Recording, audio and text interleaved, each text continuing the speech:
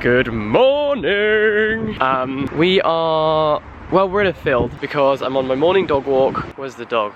There's the dog. Hello! Yeah, baby! You coming or are you just gonna stand over there, huh?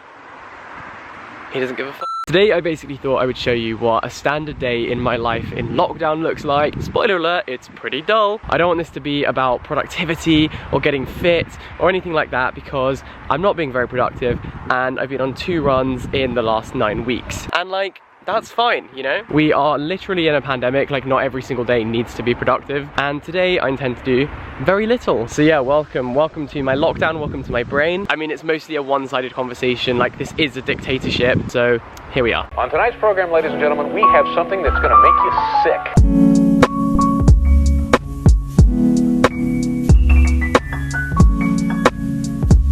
This is the park I used to go to when I was growing up. I had my first kiss under that little slide.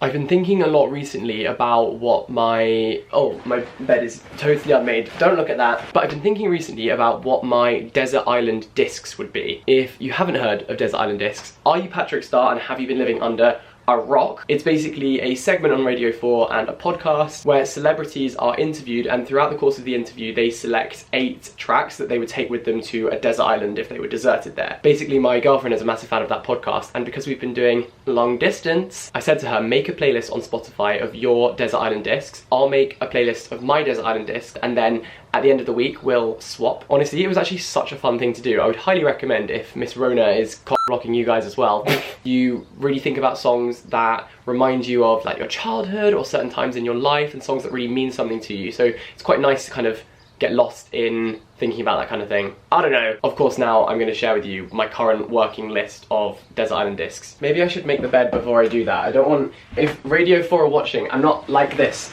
all the time. Like, what if I do something noteworthy in the future that means that they want to invite me on, and then they see this video and they're like, never mind. Okay, that is very much adequate. First of all, I have the song Happy Days because I feel like that would be a good way to start the morning. Jackie and Wilson by Hosier, Moving to New York by the Wombats, Go Your Own Way by Fleetwood Mac, Little Lion Man by Mumford & Sons, The Louvre by Lorde, An Evening I Will Not Forget / Furthest Thing by Dermot Kennedy, and Tyrants by Catfish and the Bottlemen. It's very much a work in progress, but that is what I've got at the moment. Hello again, it's me still. Today I'm going to be showing you how I make an iced coffee because I'm obsessed. Up until I was back here for lockdown, I've never actually made my own iced coffees. I always just bought them from Starbucks or from the supermarket, but I've worked out exactly how to make them perfectly. 2 teaspoons of coffee to every 1 teaspoon of sugar. And then for those proportions, 3 tablespoons of warm or hot water. So I've boiled the kettle and I'm gonna put in 6 because I doubled everything else. Maths, eh? Smarticle particles. So then when you've got your little concoction, put it in a sealable jar, and then you're basically just gonna shake it up. Get your ice out for the lads. So once that is all nice and foamy, we are going to pour that over the ice baby, and then add the milk to that. So this is the exciting bit where, oh, I spilt it. I took my eyes off the prize for one moment. Aside from the spillage, that looks absolutely divine. Cheers, my dears. Incredible. Basically, my mum made me a list of jobs to do while I'm home from uni to sort out my bedroom, because obviously when I move out of my Durham house, I'm gonna have 2 bedrooms worth of stuff in 1 bedroom. So I have my list of chores. So far I've done 2. I told her she had to put a deadline on the to-do list because otherwise I just won't do it. So in true Jack Edwards fashion, I'm doing it the day before. Today I'm gonna be tackling my wardrobe because it's full of shit. I'm just such a hoarder. Tote bags especially are my weakness. Like, if a bag is made of fabric, I'm keeping it for life. So I have an abundance of those.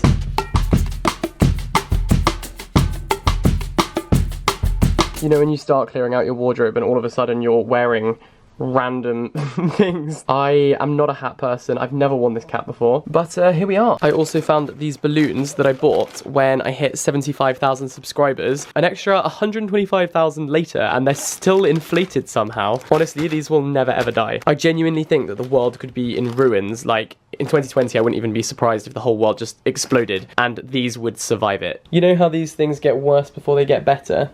This is an issue. The next job is to take out the trash, so much better.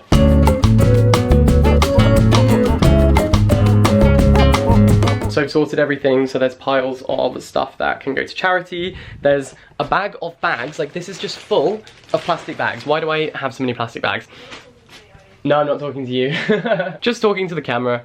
Like a totally sane person. And then the trash. These Spot the Difference games are getting harder and harder to do. I realised I didn't actually film a before clip because I'm an idiot, but this is the after, so there's loads more space in the bottom and a bit more space at the top as well. That is prime real estate, my friends. So Dad brought this canvas home from work of Adam and I. At least you had a glow up from that. Not that it was hard. It's now 2020. He's taller than you. What? What do you mean? There you go. Hi, Archie. How are you? I don't think that slider belongs to you. I don't think that's gonna fit on your foot. I don't think that's your okay. I'm just gonna take that. Okay, let's agree to disagree. Handshake? Yeah, okay, fine. Hello, I am interrupting this broadcast to let you know that the man walking outside my window looks very much like President Snow from the Hunger Games, which isn't what I was originally going to say, but is just as interesting. So my camera died almost immediately as soon as I started recording, but we're back. What I was actually going to say is that, super excitingly, this part of the video is sponsored by the Institution of Civil Engineers. I'm always so fascinated to find out what my friends at Durham are doing, what they're up to, what they're learning about. And so in partnership with the Institution of Civil Engineers, I was given the opportunity to interview my friend Sam Whelan, and this is a little taster, just a little something to whet your appetite. And the full video is over on the Institution of Civil Engineers YouTube channel. We are joined by Sam. Hey, how are you doing? Not too bad, Jack. How are you doing yourself? Yeah, I'm really good. I'm going to rack your brains about civil engineering. I hope that's okay. Yes, I've been revising that for the past couple of months, so hopefully that's one thing I can talk about at the moment. Real life might be an issue, but yeah, this I can do. Fair enough. Well, my first question is a pretty basic one, and that is just, what is civil engineering? Yeah, so that's a question, to be fair, I was asking myself about 4 years ago, before I chose the degree. Obviously, engineering is using like your ability in science and maths to make the world a better place, and civil engineering is the bigger parts of that. So the huge projects like railways, road networks, even sewage networks and airports and nuclear power stations, all of the big things. Oh, cool. So it's pretty creative and diverse. What's the degree like when you're actually studying it? So the degree's pretty creative. You're certainly not sort of always in a classroom doing maths and equations. There's a fair amount of coding as well, so you spend quite a lot of time on your computers. And there's also like a big focus on sustainability and stuff. So sustainable development goals and all of that fun as well. Oh, cool. And what are the kind of career prospects that kind of come with a civil engineering degree? So the career process is pretty good, I won't lie. I think that's a lot of why a lot of people choose engineering. Luckily, civil engineering is like reasonably disaster proof because you're often spending public money. People are still going to need to use roads, people are still going to need water to come up the tap when they turn it on. So the world will always need civil engineers. It's my hope, at least.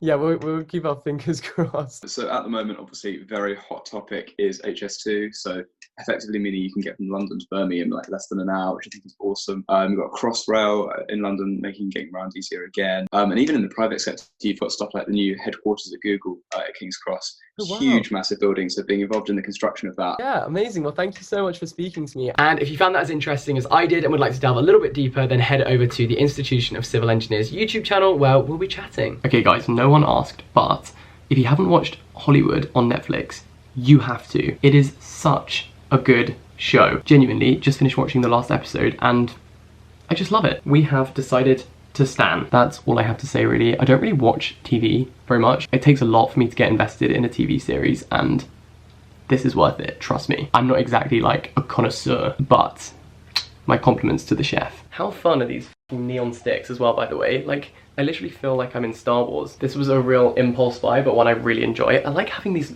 random sticks of light it's just chilling there in my room. Like, what business do I actually have turning my room into like a nightclub? The reason I turned on my camera wasn't to tell you that. It was actually to ask for reading recommendations because now that I've finished my English degree, I have so much more time to actually read and I'm really enjoying reading for pleasure. And over the past 2 years, I've really prioritized decolonizing my reading habits and my library, especially after reading Taking Up Space, which just really opened my brain to how white, European and male loads of the reading I'd done was. It led me to discover so many amazing books like Americana, Things Fall Apart, loads of South Asian literature. So if any of you have any...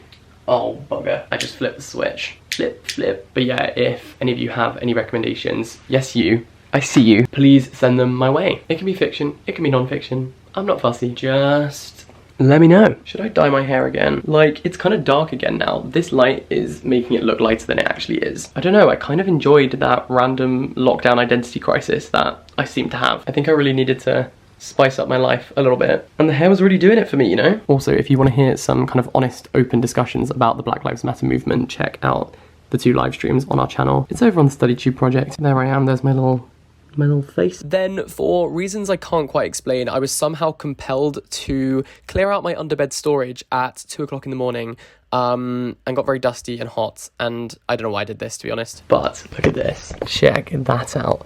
That's so much room that if this was a student house, they'd rent that out as a bedroom. And then, as per usual, I didn't end the vlog, so hello, it's me of the future here. You may have noticed that I am now back in Durham, and that is basically because we need to move out. We need to leave this house and clear out so that the new tenants can move in. So I've just got back to Durham, and I thought I would give you a little life update, I guess, of what I've been up to. Pretty much 90% of what I've been doing is just playing Animal Crossing. I managed to secure the Switch, and I'm absolutely obsessed with it. I named my island Eggs Isle, so it sounds like Exile, because apparently having a terrible sense of humor is like my thing. My island fruit is cherry, Harry Styles who. And to be honest, all my villagers are so ugly, I literally hate them. There's this pink sheep called Muffy who I'm just like, get off my island. This is my little house, it's a work in progress. Currently, most of my possessions are on the beach because I've got no storage. So to be honest, it's pretty chaotic, but that kind of suits me, so it's quite lifelike. And yeah, that's pretty much all I have to update you on. I'm not gonna lie. So I'm going to wrap up this video here. Thank you so much for watching. Thank you so much to the Institution of Civil Engineers for sponsoring this video. I really appreciate it. The link to the full interview I did will be down below. Also, if you want, you can pre-order my book. I'm not gonna stop you.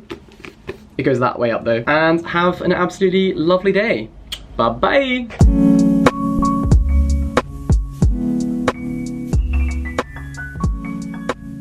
In case I don't see ya, good afternoon, good evening, and good night.